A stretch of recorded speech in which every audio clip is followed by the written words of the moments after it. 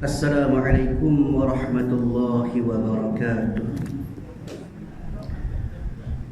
A'udzubillahi minasyaitonir rajim. Bismillahirrahmanirrahim. Alhamdulillahi rabbil alamin. Wassalatu wassalamu ala asyrafil anbiya'i wal mursalin. Sayyidina Maulana wa nabiyyina wa habibina wa syafi'ina wa qudwatina wa uswatina Muhammadin sallallahu alaihi wasallam wa ala alihi wa ashabihi ajma'in. Allahumma faqihna fid din waftah alaina futuhal arifin waj'al a'malana khalisatan liwajhikal karim ya arhamar rahimin. Allahumma iftah alaina hikmatak وانشر علينا من خزائن رحمتك يا أرحم الراحمين. رب اشرح لي صدري ويسر لي أمري واحلل عقدة من لساني يفقهوا قولي والحمد لله رب العالمين آمين. قال المصنف رحمه الله تعالى ونفعنا وإياكم بعلومه في الدارين آمين.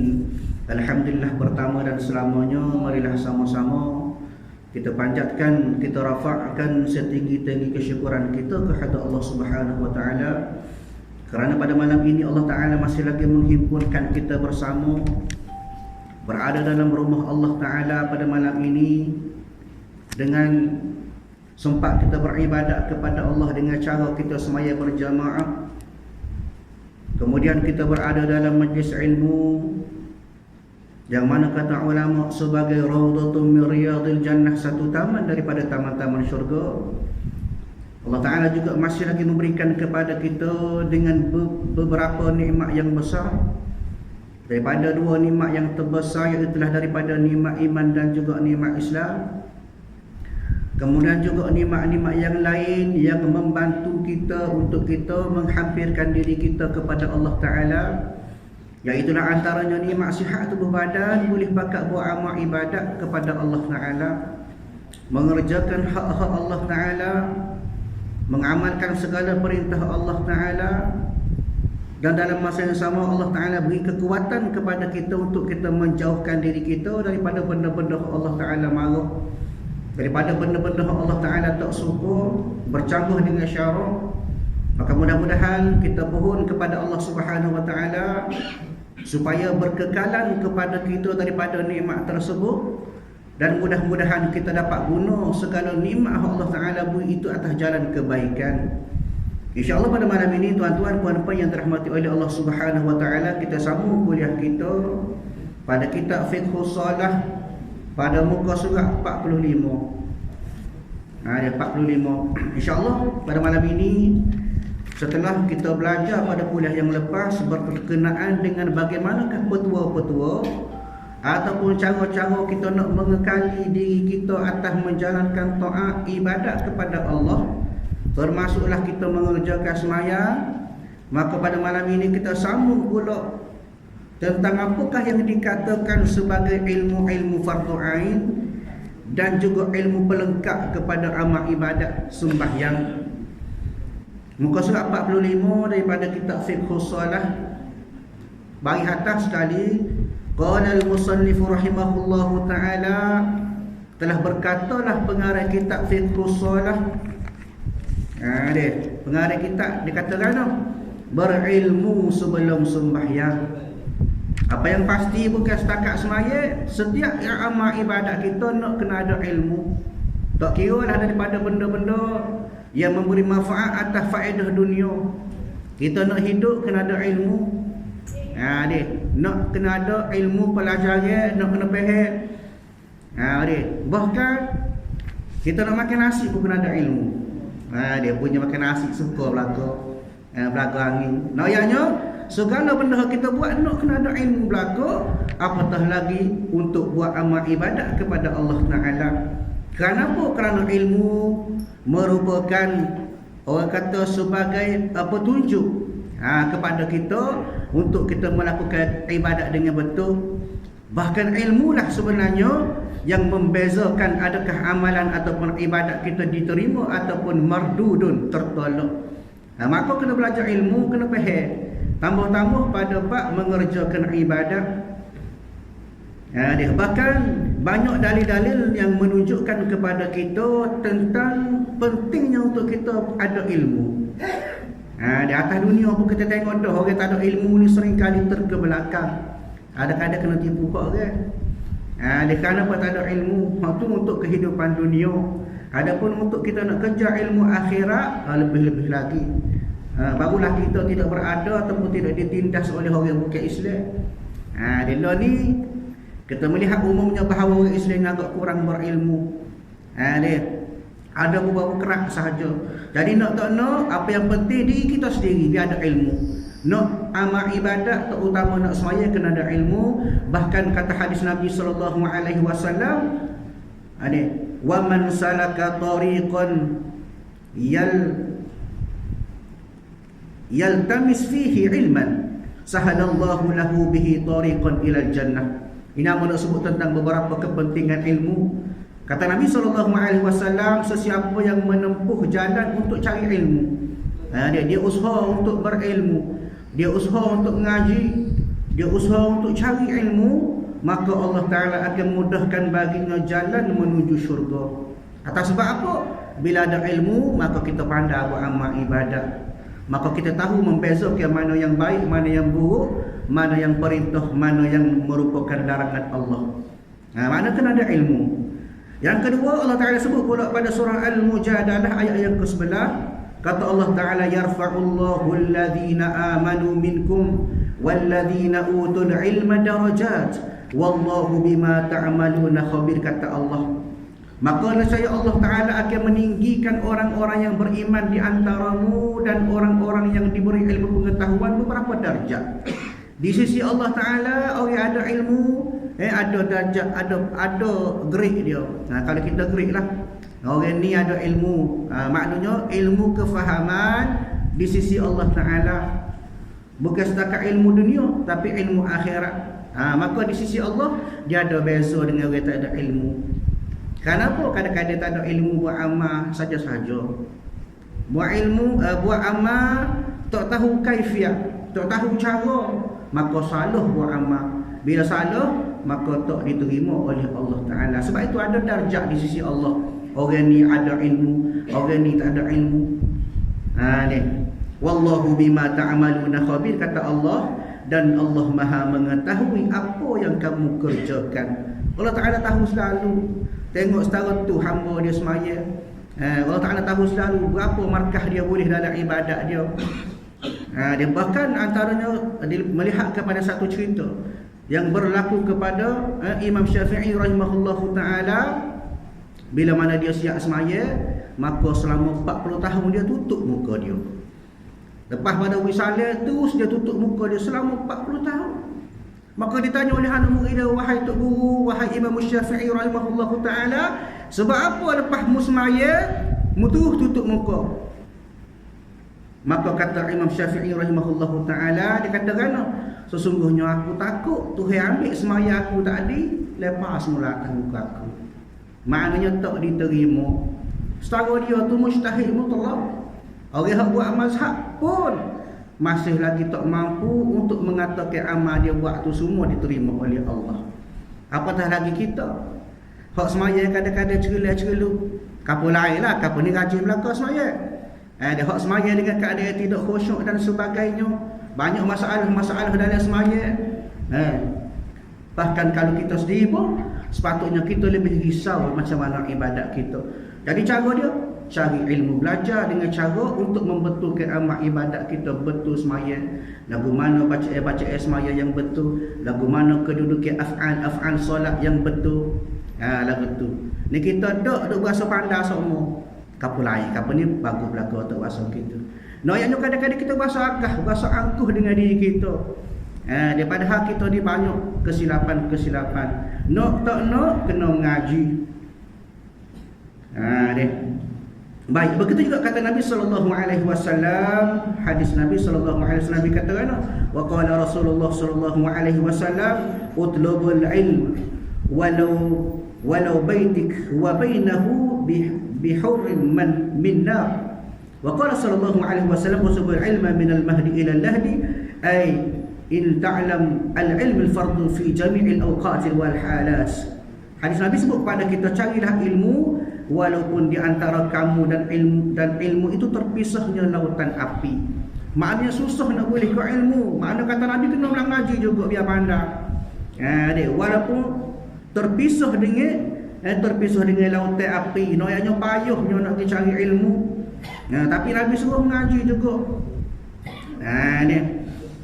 Maka kata Nabi SAW juga, tuntutlah ilmu daripada buayan hingga ke liang lahat. Maknanya kita kena ngaji, kena belajar ilmu setiap waktu, setiap masa.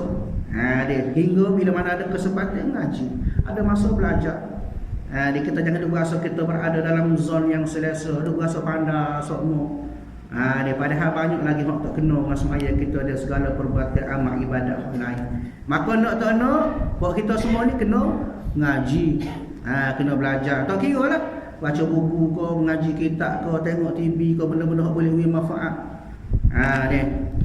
Maknanya cari ilmu, lebih-lebih lagi ilmu untuk kita buat amal ibadat. Baik, masuk dalam kitab. Sebelum anda bersembahyang, dia qabla solat, sebelum kamu semaya, maka terlebih dahulu anda wajib ngaji. Apa maksud wajib? Maka fardu atas kita. Kenapa? Kerana dengan tak mengaji tak sah amal. Maka kena mengaji. La budda kata ulama. Tidak dapat tidak. Maknanya mesti mengaji ke mana pun. Dan belajar tentang ibadat yang anda laksanakan nanti. Sebab apa? Supaya ibadat yang anda laksanakan itu molek sempurna. Biar kena cara kita semaya, cara kita buat amal ibadat, biar berbetul dengan kehendak syarak, biar berbetul dengan hukum fiqh. Kalau semaya orang panggil bab hukum fiqh. Segala amal ibadat masuk bawah bab hukum fiqh. Antara ilmu fardu ain, wajib ngaji. Puasa pun hukum fiqh, haji pun hukum fiqh, zakat pun hukum fiqh. Semua itu bila sebut ibadat, maka kena mengaji ilmu fiqh. Maknanya kena belajar supaya apa? Supaya amal ibadat kita tu molek sempurna. Ya betul. Kalau tidak demikian, maka besar kemungkinan ibadat yang anda lakukan itu tidak sah. La sahhalah, tidak sah bagi kamu, atau rusak ataupun rendah nilai mutunya. Maknanya tiga kemungkinan. Sama ada tidak sah, hak ni dulu lagi tak ada pahala. Bila tidak sah, tak ada pahala. Atau rusak. Rusak ni boleh jadi ada pahala. Tapi tengok keadaan rusak tu di mana. Kalau rusak tengah, lepas pada rusak tu tak jadilah semaya tu. Dia. Ataupun rendah nilai mutunya, makna dari segi gerik pahala dia jadi kurang.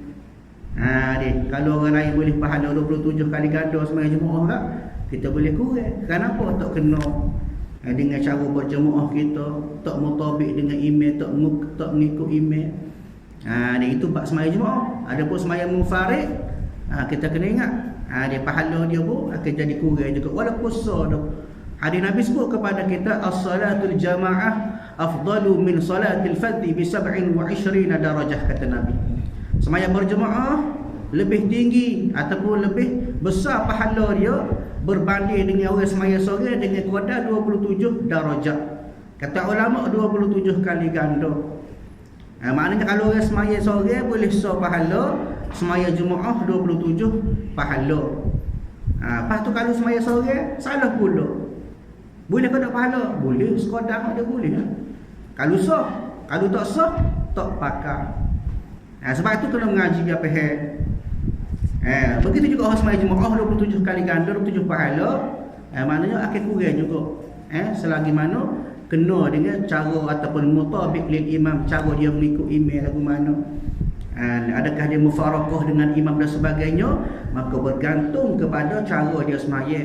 Nak tak nak, kena mengaji dia betul belaka. Sama ada mufarid semaya sore ataupun semaya jamaah.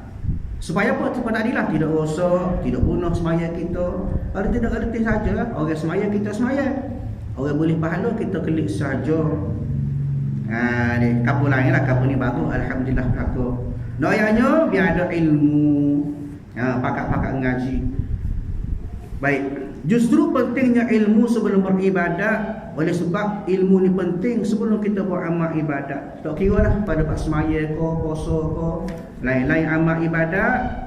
Bila mana dia satu keperluan ataupun wajib pada kita untuk kita belajar ilmu, maka Nabi SAW bersabda, Nabi kata gana, al-ilmu imamul amal wal amalu tabi'uhu.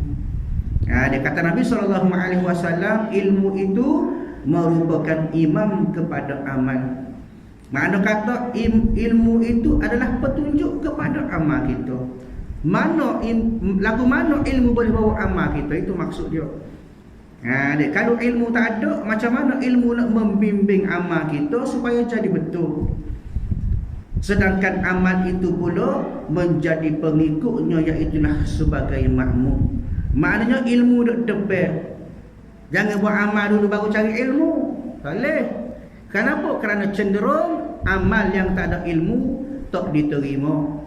Maka ilmu kena duduk depan, amal turut belakang. Bila ada ilmu, maka semaya kita amal ibadat sempurna.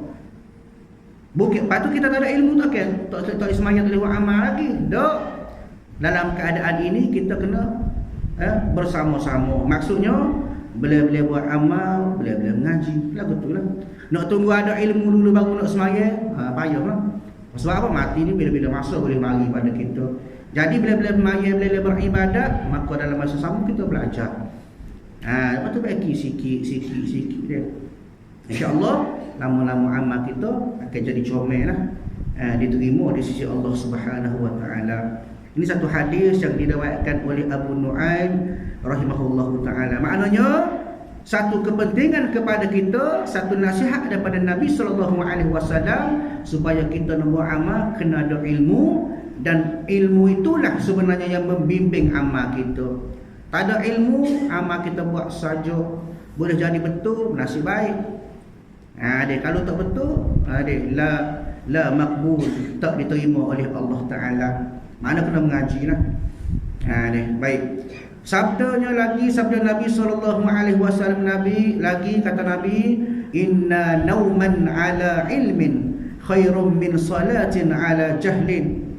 Kata Nabi SAW bahawasanya tidur dalam keadaan berilmu adalah terlebih baik dari semayang dalam keadaan jahil. Di maknanya dari segi kualiti dia tu. Dia buat amal, tunggu tangguk tapi tak ada ilmu. Maka dalam keadaan macam ni, orang yang ada ilmu tidur tu lebih baik. Sebab apa? Sebab orang yang tidur dalam keadaan ada ilmu ni, dia boleh jadi dia ni tidur dalam keadaan ada ilmu dia. Maknanya boleh amal ilmu dia bila-bila tidur. Boleh jadi dia tidur dalam keadaan mulut dia berzikir dan sebagainya. Maknanya tidur dia tidak tidur saja. Dia amal ibadat orang yang jahil, bukan maksud dia buat amal ibadat tu maknanya pahala dia penuh tak. Dia mana jangan tengok kepada keadaan amal ibadat, tapi tengok kepada pengisi amal ibadat tersebut. Betul ke tak kena dengan cara yang berbetulnya dengan syarak. Itu dikatakan bahawasanya tidur dalam keadaan orang berilmu lebih baik dari semaya dalam keadaan jahil. Sebab itulah satu ketika diceritakan oleh para ulama rahimahullahu ta'ala, bila mana setan masuk dalam masjid, setan nampak orang dua keadaan, seorang tengah tidur, seorang lagi di tengah semaya. Maka dilihat oleh oleh ulama bahawa setan tu pergi tempat orang semaya. Pergi tempat orang semaya, nak pergi kacau orang semaya. Maka ditanya oleh ulama, ulama tanya, setan tu, sebab apa mu tak pergi kacau sangat orang semaya ni? Sedangkan dia buat amal ibadat kepada Allah. Hak tu duduk saja ya, mungkin sayang hak tu daripada sayang orang buat amal tu. Maka syaitan jawab kan, kata syaitan, maka sesungguhnya aku risau takut orang hak tidur tu bangun. Kenapa? Boleh jadi orang tidur hak ada ilmu tu, bila dia sedar, dia akan baiki orang hak duduk tengah semaya hak salah tadi. Nah, ayatnya di sini kepentingan ilmu pada kita. Bukan masuk suruh tidur dengan maya baik tidur dah. Maknanya dari segi konsepnya yang asal ialah bila mana orang itu ada ilmu, buat apa pun boleh pahala belaka. Duk saja pun boleh pahala lagi orang ada ilmu. Orang jahil buat amal ibadat pun belum tentu lagi boleh pahala. Ini satu gambaran kepada kita supaya kita ni biar ada ilmu. Ni pakak-pakak ngaji belaka insya-Allah. Maka selain itu, dengan ilmu membuatkan seseorang itu merasa takut kepada Allah Taala. Dia kenapa? Kerana ilmu, bila mana kita ada ilmu, kita tahu bagaimanakah yang dikatakan konsep seorang hamba kepada Tuhan. Dia kata ulama tasawuf, dalam setiap masa kita kena ada dua perasaan ataupun dua sifat mahmudah. Apa dia? Rajak dan khauf. Tambah-tambah lagi bila kita buat amal. Rajak apa dia? Rajak, khauf apa dia? Khauf ialah perasaan takut kepada Allah. Kita buat amal ibadat kerana kita takut kepada Allah Ta'ala. Dengan rasa takut kita, dengan rasa kerdil kita, dengan rasa hina kita, maka kita buat amal ibadat kepada Allah. Dalam masa yang sama nak kena ada sifat rajak. Apa dia rajak? Maknanya kita mengharap kepada Allah Ta'ala semata-mata. Buat amal kerana kita takut kepada Allah, dalam masa yang sama supaya kita harap supaya Allah Ta'ala terima segala amal ibadat kita kepada Allah. Maknanya ada perasaan takut kita kepada Allah Ta'ala. Bila ada takut, dia akan ada satu perasaan kepada kita, memberi gambaran kepada kita untuk kita takut kepada Tuhan kita. Orang yang tak takut kepada Allah, maka lebih cenderung buat maksiat, buat dosa kepada Allah Ta'ala. Kenapa? Kerana tak takut kepada Allah. Bahkan kata ulama rahimahullahu ta'ala, bila sebut khauf ataupun takut ini, maka ulama telah memberi gambaran kepada kita pembahagian sifat khauf. Khauf kata ulama ada 4. Kita takut kepada Allah pun ada 4 sebab. Itu maksudnya. 4 sebab kita takut ataupun kita buat amal kita dengan Allah Ta'ala, hubungan kita dengan Allah Ta'ala tu. Lagu mana sifat khauf? Yang pertama dikatakan sebagai khauf ibadah. Maknanya kita takut kepada Allah Ta'ala menyebabkan kita buat amal kepada Allah. Itu yang pertama. Kerana takutlah kita semaya, kerana takutlah kita puasa. Ni. Yang kedua kata ulama khauf syirik. Sebab apa kita takut kepada Allah? Kerana kita nak dalam hati kita sentiasa ada Allah Ta'ala, dia tidak ada benda lain dalam hati kita. Ini yang dikatakan sebagai konsep masih wallah. Dalam hati kita ma fi qalbi ghairullah. Tidak ada benda lain kecuali Allah. Kita ada dalam hati kita macam-macam ada. Hak gelap, hak cerah, hak terang, hak terang, hak jauh ada belaka dalam hati kita ni. Kenapa? Kerana hati kita tidak tersedia untuk Allah Ta'ala. Kita membenarkan hati kita masuk selain daripada Allah Ta'ala. Sebab itulah kadang-kadang dalam semaya pun mari macam-macam. Hakikat semaya ialah pengabdian kita nak menyembah Allah Ta'ala. Tapi bila-bila kita semua Allah Ta'ala pun, dalam semaya pun ada lagi gangguan-gangguan. Dia mari macam-macam benda dunia, benda makhluk, hawa nafsu kita. Semua mari masuk, kita buat amal ibadat kepada Allah, menandakan bahawa hati kita dalam keadaan bukan untuk Allah Ta'ala semata-mata. Dia ada lagi benda-benda lain dalam hati kita.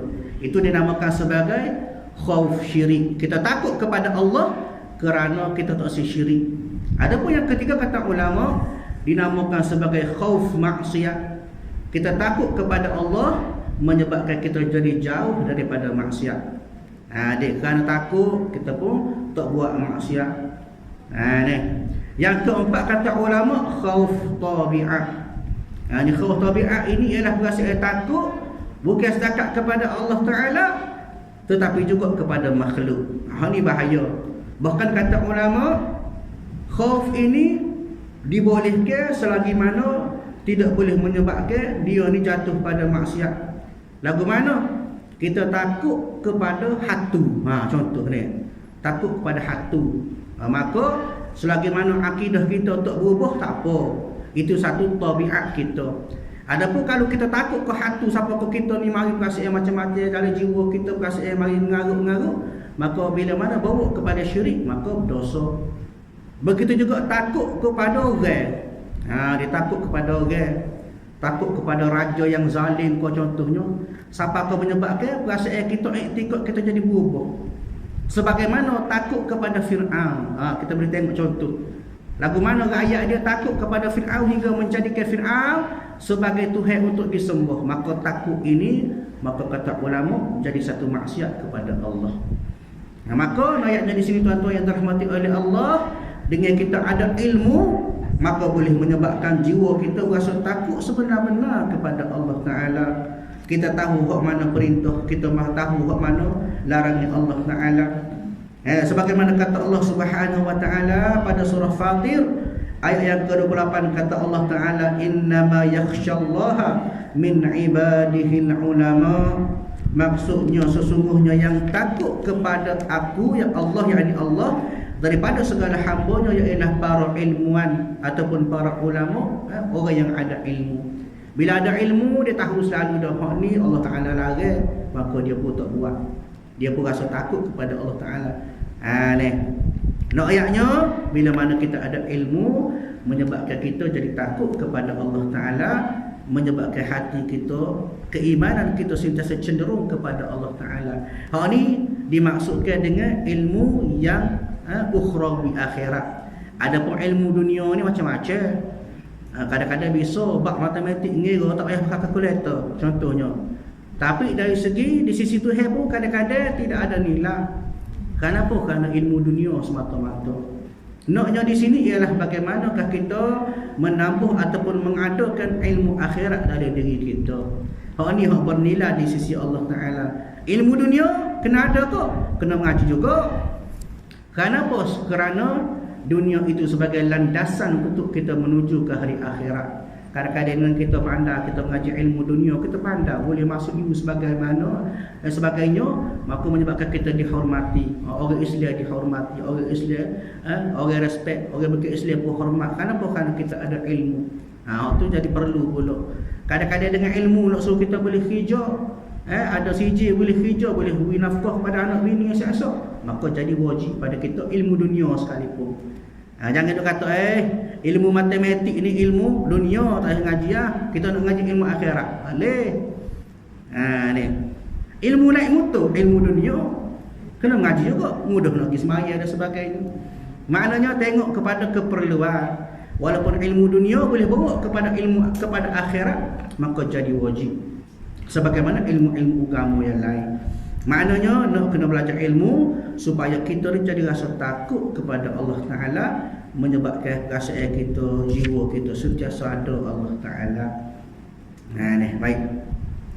Perasaan takut kepada Allah akan menimbulkan rasa hebat. Apa maksud rasa hebat? Maknanya rasa kita ni sebagai hamba. Wa ma khalaqtul jinna wal insa illa liya'budun, kata Allah. Tidak aku buat manusia dengan jin melainkan untuk mengabdikan diri kepada aku, untuk jadi hamba kepada aku, kata Allah. Itu hakikat dia. Maknanya bila kita rasa kita ni hamba, maka kita perlu rasa takut kita sebagai Tuhan kita. Siapa dia? Allah Ta'ala. Dia kalau kita rasa kita ni hamba, tapi kita ni rasa nak lawan Tuhan semacam. Kalau kita jangan orang kena pecah demo lama dah lah. Maknanya tak sewi ada perasaan kita ni lebih besar daripada Allah Ta'ala, tak bergantung harap kepada Allah Ta'ala. Maka dengan ada ilmu menimbulkan rasa takut kita kepada Allah. Kita rasa Allah Ta'ala tu hebat, Allah Ta'ala berkuasa atas segala-galanya.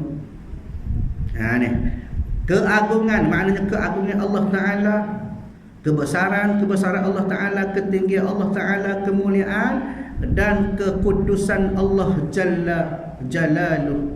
Makna kekudusan ni maknanya sifat suci Allah Ta'ala tu, kita berasa Allah Ta'ala lah suci daripada segala benda hak suci. Ni dari perasaan takut itulah yang akan menghasilkan khusyuk, yang merupakan hal yang amat penting sekali dalam ibadat semaya. Ni khusyuk, bila sebut khusyuk, maka satu benda yang payah khusyuk. Kenapa? Kerana khusyuk wa mahalluhu, maknanya tempat dia mana khusyuk ni? Fi qalbi, asal daripada hati. Bila hati kita rasa khusyuk, tetap kita, sahabat kita atas kita ni mengingat Allah Ta'ala, maka anggota kita pun akan jadi khusyuk. Dia hak bimbangnya daripada hati tu sudah capuk, mari dalam fikiran pula. Ni bila hati mari titah, kepala pun fikiran tu pun duk fikir benda-benda hak tak tenang. Contoh dalam semaya lah, contoh mudahnya. Ni maknanya bila akad takbir mari selalu ganggu dia benda-benda dunia. Akad takbir cuba lalu anak koci mutu hilang. Akad takbir ingat lalu utai kawan tu berapa ya dengan kita.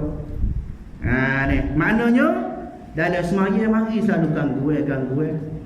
Noyanya kerana apa? Kerana kita tidak khusyuk. Kata ulama, bagaimanakah cara kita nak khusyuk kepada Allah Ta'ala, tambah-tambah dalam amal ibadat, maknanya kita kena memahami amal ibadat tersebut. Kadang-kadang hakikat semaya pun kita tak tahu. Lagu mana nak khusyuk? Dia orang semaya, kita semaya, orang akad takbir, kita akad takbir. Orang baca, orang behel, kita baca, sekadar baca. Maknanya tidak ada pemahaman kita dalam ibadat tersebut, maka menyebabkan mudah kita tidak khusyuk. Kenapa duk fikir benda lain dalam semaya? Dia. Sebab itulah tuan-tuan yang dirahmati oleh Allah Subhanahu Wa Taala, banyak pendapat ulama yang menceritakan kepada kita, memberi gambaran tentang sifat khusyuk. Antaranya disebut oleh Ibnu Abbas radhiyallahu anhu, apa dia maksud khusyuk? Maka Ibnu Abbas kata khusyuk ni tenang dan merendahkan diri. Kita tenang, kita relax, tak kenali. Kita semaya dalam keadaan tenang, ingat kepada Allah Ta'ala betul-betul, itu khusyuk. Manakala berkata pula Ibnu Sirin, dia kata apa? Bila mana kita semaya, yang dikatakan khusyuk ialah kamu tidak mengangkat pandanganmu dari tempat sujud. Itu kata Ibnu Sirin. Banyak pendapat-pendapat daripada ulama lain, antaranya disebut juga oleh Imam Junaid Al-Baghdadi rahimahullahu taala. Khusyuk ni apa dia? Iaitu perasaan rendah diri dalam hati di hadapan Allah Taala yang mengetahui segala benda-benda gaib. Ini disebut dalam kitab Madarij As-Salikin. Ini orang panggil satu konsep Imam Junaid Al-Baghdadi memberi gambaran khusyuk dari segi tasawuf. Apa dia? Maknanya khusyuk ialah bagaimana sifat kita rendah diri dengan Allah Ta'ala. Bila kita semaya, kita tunduk, hormat, perasaan kita ni sentiasa membesarkan Allah Ta'ala. Ni. Kenapa? Kerana sifat Allah Ta'ala, innallaha alimun bima fis sudur. Allah Ta'ala tahu berlaku dalam hati kita. Kita semaya akad takbir, mulut tak bunyi, tapi dalam hati tu kecek. Cocek kapul lain lah, kapul ni bagus berlaku, khusyuk berlaku semaya. Maknanya dalam gangguan dalam semaya inilah yang menyebabkan amal ibadat kita, terutama semaya itu, jadi tidak khusyuk. Maka kata pengarang kita tadi, kena khusyuk lah. Kenapa? Kerana khusyuk ialah bagaimanakah khusyuk itu menyebabkan kita jadi rasa takut kepada Allah Ta'ala. Bila mana kita khusyuk, kita takut kepada Allah Ta'ala, maka otomatik amal ibadat kita jadi ikhlas selalu lah. Tapi benda dia tidak mudah, payah. Nak kena kita ni sentiasa mujahadah lawan nafsu kita. Nafsu mari nak mikir benda lain, klik semula, kita fokus semula pada semaya. Baca Al-Fatihah di samping kita tadabbur makna. Ada alhamdulillahirabbil alamin, segala puji bagi Allah Tuhan sekalian alam. Dalam semaya tu mulut sebut alhamdulillahirabbil alamin, hati kita mari fikir membesarkan pujian-pujian kita kepada Allah Ta'ala. Tak ada fikir benda lain lah. Kalau kita fikir lagu tu kan, Ar-Rahmanir Rahim, bersifat dengan pemurah lagi maha penyayang. Hati kita bersebut Allah Ta'ala kasih kepada kita, Allah Ta'ala beri rahmat kepada kita. Malik Yawmiddin, Malik Yawmiddin, Tuhan pemilik ataupun raja bagi Yaumuddin, hari pembalasan. Kita fikir pula dalam hati kita lagu mana Allah Ta'ala bersifat sebagai penguasa pada hari kiamat nanti. Begitulah cara dia, step by step. Ingat daripada awal semaya sampai akhir, sentiasa hati kita kosak kepada benda semaya kita dah buat tu. Dengan sifat rokok, kita rokok macam mana cara rokok yang betul, berbetul dengan mari perasaan khusyuk kita, tambah-tambah dalam keadaan sujud. Bahkan kata ulama, sujud ialah tempat yang paling hampir seorang hamba dengan Tuhan dia. Dalam sujudlah kita minta apa dengan Allah Ta'ala dalam hati. Jangan sebut dengan mulut, batas semaya. Maka dia sujud, Allah minta apa, ya Allah minta apa, tiuk sebab-sebab dalam sujud. Tak boleh batas semaya. Bila kecek dalam semaya, maka batas semaya. Mari dalam hati perasaan kita, ya Allah ya Tuhanku, minta Allah Ta'ala apa segala dosa kita, sebagainya dalam sujud. Sebab itulah kata ulama, bila mana kita qiyamul lail, kita bangun malam, sujudlah dengan keadaan sujud yang lama, mengadu kepada Allah Ta'ala. Bukan mengadu ke WhatsApp, bukan mengadu ke Facebook masalah kita. Ni buat story sebagainya dalam Facebook, dalam WhatsApp kita. Masalah gini, masalah gini, jangan tak selesai. Nak selesai kena mengadu kepada Allah Taala. Dan itulah sebenarnya sebaik-baik pengadu. Kenapa? Kerana masalah waktu hewi kepada kita, ujian-ujian kepada kita, semuanya itu datang daripada Allah Taala. Cuma naknya kita minta doa kepada Allah Taala. Kenapa? Kata Allah Subhanahu Wa Taala, ud'uni astajib lakum, kata Allah. Minta doalah kepada aku, maka insya-Allah aku akan kabulkan segala doa-doa kamu. Naknya supaya kita ni mari perasaan khusyuk dalam sujud kita, khusyuk dalam qiyam kita, khusyuk segala perbuatan kita, af'al solat, start daripada akad takbir sampailah salam kita, maka semua tu kena ada perasaan khusyuk. Bahkan ada setengah ulama yang memberi penilaian ataupun masuk khusyuk ataupun masuk pahala bagi orang semaya ialah bagaimana Allah Taala nilai atas khusyuk dia. Kalau khusyuk dia 10 boleh markah dia. Kalau khusyuk dia serian dari semaya, serian lah. Maknanya tahap lagu mana tahu panggil khusyuk dari semaya, maka secara itulah pahala dia di sisi Allah Taala dalam amal ibadat semaya tersebut. Maka nak yang mari perasaan khusyuk kepada Allah Taala bermula daripada perasaan takut. Maknanya bila mari perasaan khusyuk, maka ini menyebabkan kita semaya dalam keadaan kita sebagaimana orang yang nak kepada kemenangan dunia dan akhirat. Sebagaimana firman Allah Taala, qad aflahal mu'minun alladzina hum fi salatihim khashi'un, kata Allah. Sesungguhnya telah beruntunglah orang-orang yang beriman. Orang beriman ni kata Allah Taala beruntung. Semua ke? Tak. Siapa dia hak beruntungnya? Iaitu orang-orang yang khusyuk dalam semaya. Ni bila mana kita khusyuk dalam semaya, maka Allah Taala bagi satu jaminan kepada kita akan dapat keberuntungan. Apa maksud untung tu? Maksud untung ialah bila mana kita khusyuk, maka semaya kita tu ada kualiti di sisi Allah Subhanahu Wa Taala. Mudah-mudahan kita semua yang hadir pada malam ini boleh menjadikan semaya kita dalam keadaan terbaik, paling-paling sedap, paling-paling khusyuk semaya di sisi Allah Subhanahu Wa Taala, dan mudah-mudahan semaya kita dapat menjadi satu saham kita pada hari akhirat nanti insya-Allah. Tuan-tuan dan puan yang dirahmati oleh Allah Subhanahu Wa Taala, merasa setakat itulah kuliah pada malam ini.